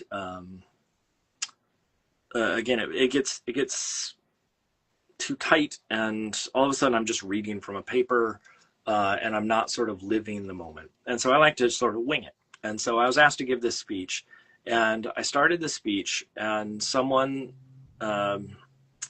was sitting behind me, and I was referencing some people behind me, and then somehow, I don't know how I got on the subject, but I started talking about, I think I said something about like art making you cry, and then I said, there's very few things that make me cry in the world, but one of them is the movie Cocoon. And I talked, it was a bunch of high school kids, and I said, for those for those adults that are here, you might know the movie Cocoon and get why it's something you might cry at. For those at the end, especially for me, because old grandparent issue at the time. But for the kids, here it's about old people and aliens. It's a weird story. And then I finished the rest of the speech, and I went back and I was like, man, I really went off on a tangent about, and it wasn't long, but just a short little tangent about Cocoon. And I was thinking like, oh, if I had written out this thing, I never would have gotten to that point where I talked about Cocoon, or talked about these weird little instances like that in my life that are relatable to the audience. And so someone asked me, I think it may have been my mother-in-law, said that they really like to write out a speech, and at least a bullet point list, etc. And aren't you afraid that you'll make mistakes if you don't? And I said, I think mistakes make it much more honest. I'd rather sit through a speech that someone is being real and breaking down and having a moment than something that's a canned script. And the same thing could be said for artwork, that I'd much rather look at a book that has heart to it, that has, realism to it, that I understand what the artist went through or what the writer went through or what they're trying to say in some way, shape, or form, that connects with me versus wanting it to be perfect. And so that idea of when you start to work on your illustrations, when you work on your story, is making sure that it is something that is, the heart of the beast, the thing that everybody wants to latch onto in that is something that's relatable, something that people get, or something that's important to you and matters. And that doesn't mean that it has to be serious. I mean, like for me, that might be a fart joke. But it matters to that kid that's out there that really wants that kind of joke and is having a bad day and needs to see that there is an author or an illustrator who is just as silly or wants to think of the same thing or uses humor as an escape method or whatever it may be. That might be important to that kid. And so that idea of the realism of life and letting that bleed through a little bit into your work, I think is important. Let's put it that way. What other kind of questions do people have? I can touch on a couple other little odds and ends here. I have, again, this list that I have, and I'll make a new list for the next time we do this. But like one of the ones that's on here is about color, but I want to do color next time. I did a little bit about shape language, and so just thinking about your shapes. Oh, there was a question that was up top that I remember. Let me see if I can find it here real quick. I'm scrolling back. Hold on a second. Where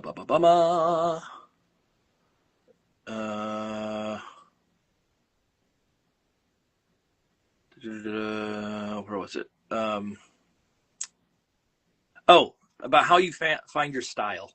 Okay, and so I'll talk about this one a little bit. So again, style. So as I said earlier, there's the idea of voice. And voice is, I think, a better descriptive word. But then within that is style. There is this thing, this ambiguous thing that we sort of say that is someone's style.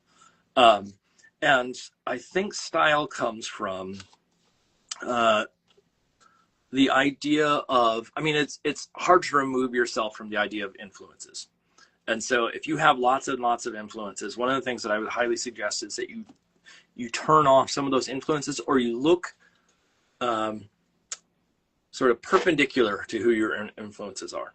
So what I mean by that, and in fact, I'll flip down to the screen and I'll draw this so people can understand. So if you have an influence, right?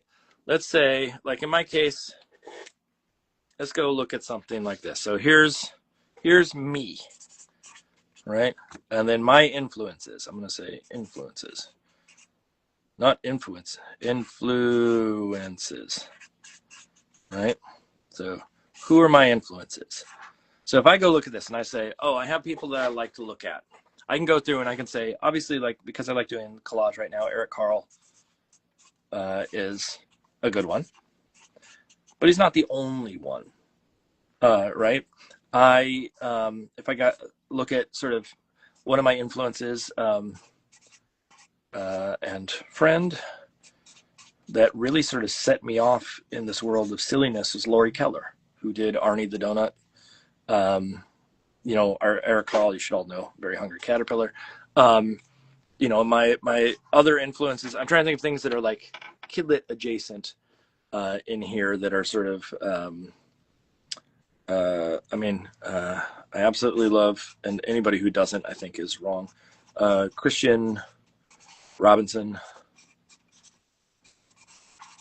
right? So I have these influences, and I can say these are people that I sort of pull from, whether it be for sort of like silly humor, or whether it be for material, or whether it be for like design things, etc., that all influence me. But style comes from not just going and saying, I'm going to copy these three and do my version of their stuff, but it's, I'm going to go look and see who did things like this before them, right? I'm going to go see the phrase that a fellow illustrator I know used to use is, who is your hero's hero? So who is your hero? Heroes with an apostrophe? Heroes? Is that how you spell it? I don't know. Is that right, Lauren? Who is your hero's heroes? Did I do that right? With an apostrophe and then... Oh, yeah. R. So the idea is, let's say if I look at something like S... I don't know. You get it. Who are your heroes' heroes? So if I look at someone like Eric Carle, right? Eric Carle did not just invent what he did. He did not just do it out of the void. He was not there and then all of a sudden his aesthetic sprung forth. He was influenced by other people. And so if I start to go and say, okay, well, who was he influenced by? And I did the same thing, the same like breakdown of who are his influences. And then who are their, so here's, you know, that's who are their influences. And I keep breaking this down further and further. I will find more than likely there is a lineage that kind of goes back up towards where I am. Now, if I'm smart, if I say, here's that line, and here is, you know, let's say me, and this is time, this is now, and I go back in time, and here's one of my heroes, and here's their hero, and there's their hero, etc. There's still this line that moves through that time that is going forward. And if I can start to figure out what it is that's consistent from the things that I like and those folks. So if I start to look at something like Eric Carle and Christian Robinson and Lori Keller and all the people that I'm influenced by, one of the big things is shape language, right? They're all very good at understanding shape. And so if I start to look at something like, if I go back and look at some of the historical like collage artists or people who are shape language experts, more than likely this all started with something that was, realistic painting. So if we go back and look like the Renaissance, and then we get into shape language, okay, well, it's evolving in a distinct method. If I can figure out where that's evolving next, then I'm going to be able to jump the gun and skip over here and figure out sort of who I am in the future. And that's the goal, is to figure out sort of, here's a little star in here, to figure out who I am and where my style is going to be in the future. And so I start to pull from some of these folks. And so like Eric Carle, yeah, I do some stuff on tracing paper. But does my stuff look like Eric Carle's? No. I like shape language and some of the simplicity of Christian Robbins stuff. Does my stuff look like his? No. I like Laurie Keller's humor and goofiness and little quips and little characters in the background and stuff. Does that mean that I'm going to do the exact same thing? No. But all of that sort of has shaped who I am. And my goal is to sort of figure out what that lineage is and where I sit on there. And that will give me a better sense of my style as it's understood. I'm just trying to look here. The other thing that I sort of, when thinking about style, is just get rid of the idea of subject. So style and subject are not equal, right? They're not the same thing. So if I say, ooh, I really like to draw spaceships. Spaceships is not a style. If I say I really like to draw wizards. Wizards is not a style. Style is things that are like formal aesthetics. So that's like line, shape, color, contrast, all those fun. I'm trying to think of other things that are in there. I don't know. Going back, if anybody watched from the beginning, the 6 C's, some of that is in there as well. That is style. This is subject. They are two independent things. And so there's sometimes people start to say, oh, my style is this sci-fi aesthetic. And it's like, well, sci-fi has different aesthetics depending on who you are, what era you're from. So like the equivalent, if I go back and look and say like, I like to do sci-fi, well, let's go back and look at the early like 1920s, 1930s version of what sci-fi was. And in no way is that the same as what we're getting today. They are so disparate. There are things that are connected. There's a lineage between them, but they're far enough apart that I don't think that when someone says they like to do sci-fi nowadays, that they're actually saying, I like to do the same thing that was done back in that era. And so that idea of separating those two becomes very, very important for folks.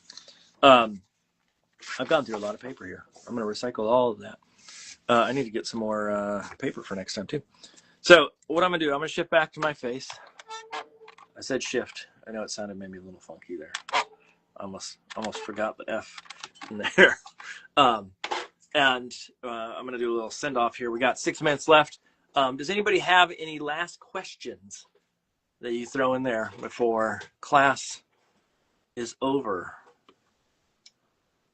Remember, kids, this is when you get the grades here, is participation.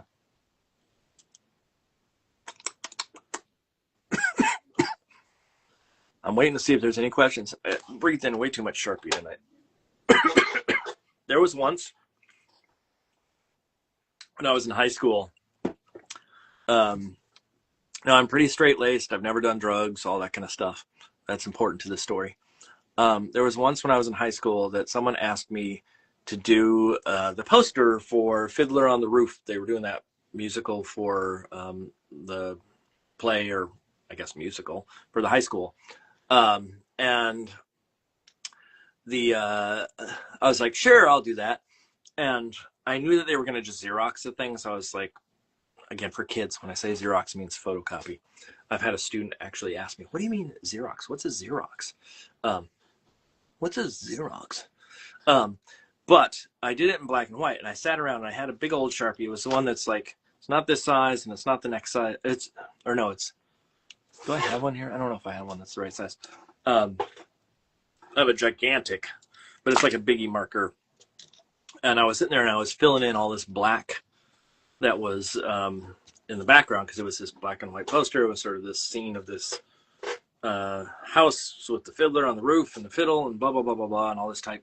It was in it. And it was, looking back on it, it was probably poorly done, but it was great for what I was doing at the time. I was really proud of it.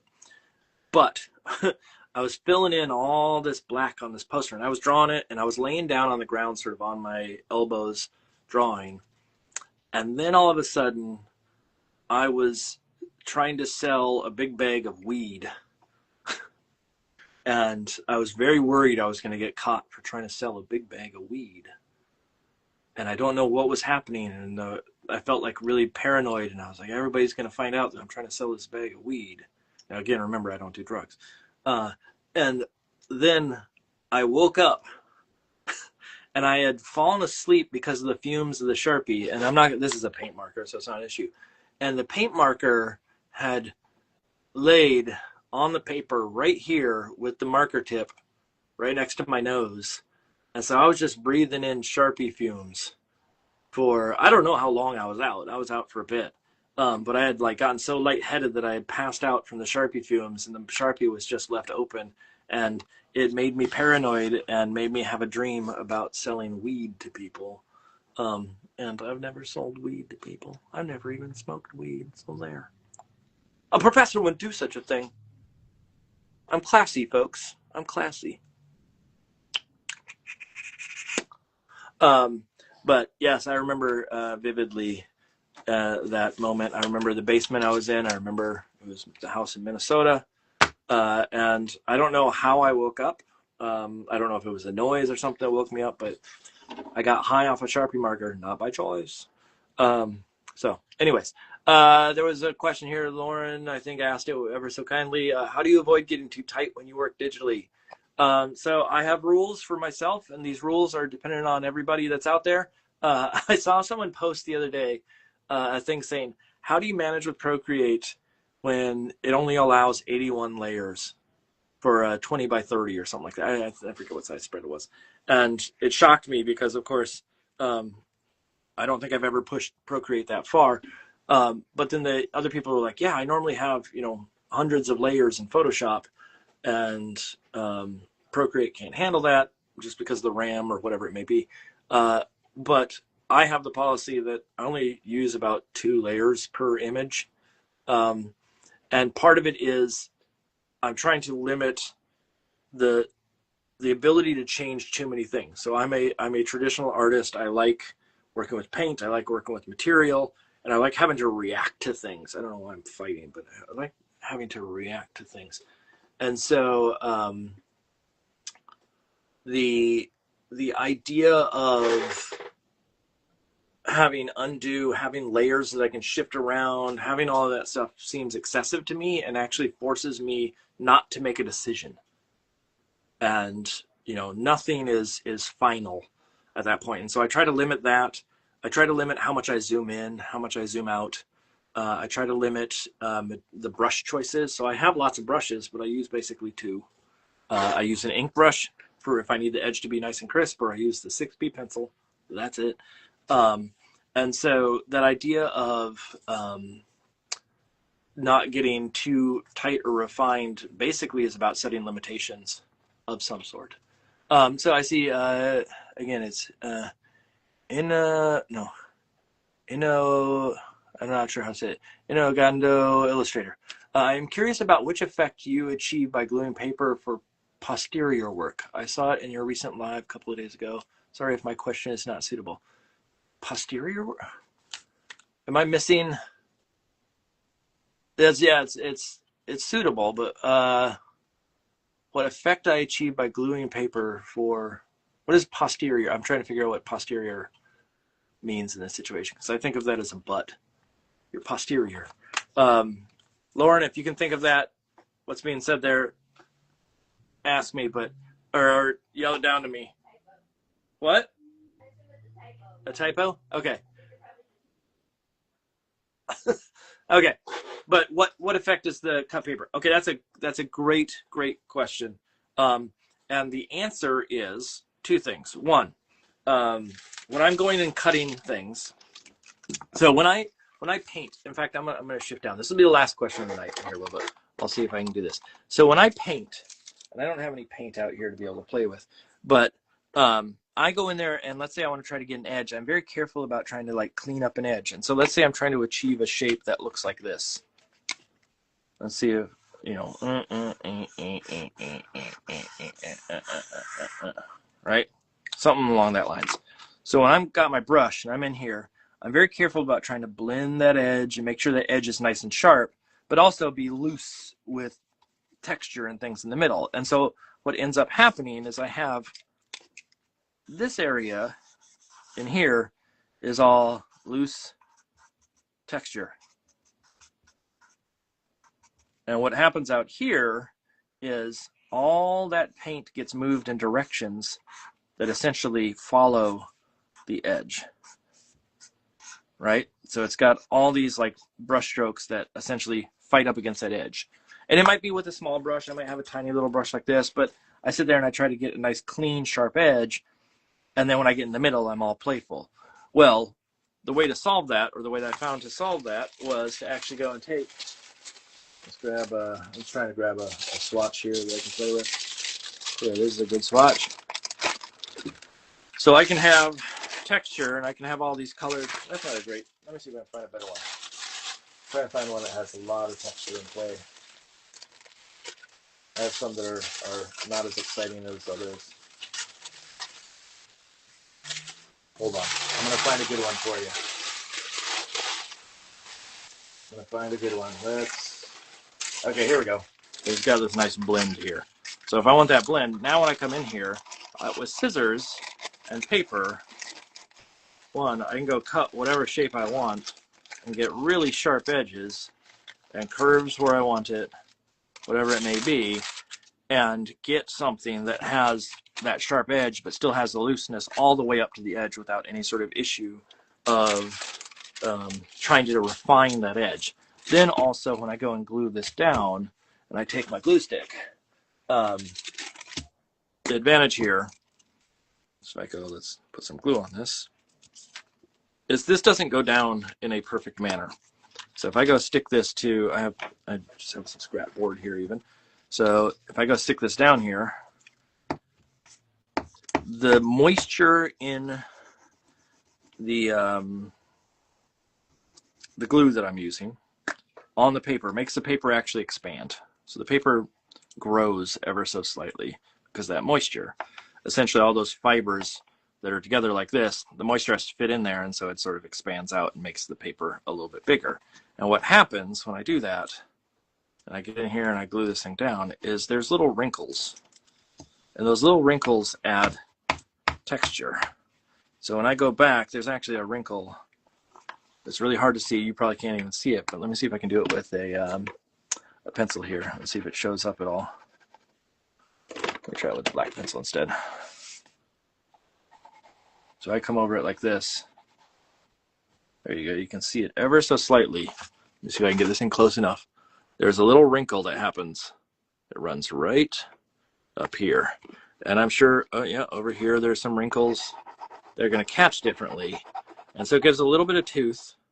So there's a bunch of wrinkles that run this way.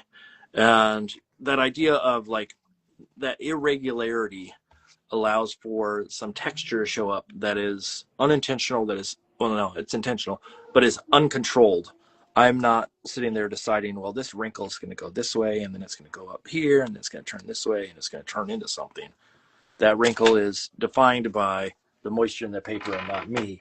And so that textured surface, yeah, so I'm essentially creating a textured surface with paper, both for the color that's put down, but also a little bit of texture in the surface that's there. The other reason for doing the paper versus paint is now if I come back in and I get something that is a lighter tone like this, and I put it over that purple, you're going to see through it. And so when I come back and do this, I can have a layered collage effect that gives me multiple tones to play with. So as I put this down, I end up with this block of color that's over, to the right, but I can see the paper that's through it. And that's the reason for the tracing paper. If you go look at Eric Carle, he used tissue paper, and tissue paper works fine. He may have had a stiffer tissue paper or a higher quality than what I've been able to get my hands on. I have found that tissue paper just tears a little too easily for me. And so the tracing paper seems to be a better solution to what I need. And so just that idea of just layering and stacking and little bits of color showing through on the trace works, but I can ultimately get those sharp edges if I need it. And then if I need to have something that's a little bit more raw of an edge, I can get some paint out and sort of feather out edges and things of the sort, or in certain cases come back and grab things like a colored pencil and sort of beat up edges and add texture where I want that texture to be. So hopefully that answers that question for you. But it's a multifaceted answer. Let's put it that way. It's not just about pure like I just love collage. There's actually a reason for the collage in certain cases. I'll even point this out. One last thing for anybody that watched how I was just drawing. So I do not draw lines or spend time doing this, or the people who do this kind of drawing. I'm often just scribbling, and I sort of hold the pencil weird sometimes when I do it, because I don't naturally draw like this. I normally draw close, holding the tip of the pencil, but when I start to pull back a little bit, I get irregular edges and a little bit more texture with the way that I play with the brush. Just like I was saying with the long handle on something, it allows me to sort of play in an interesting way. So, and I move my hand fast, I paint fast with that intention of the looseness that comes out of all of it. So that's the answer. Hopefully that was enough to appease. So we're at the end of class.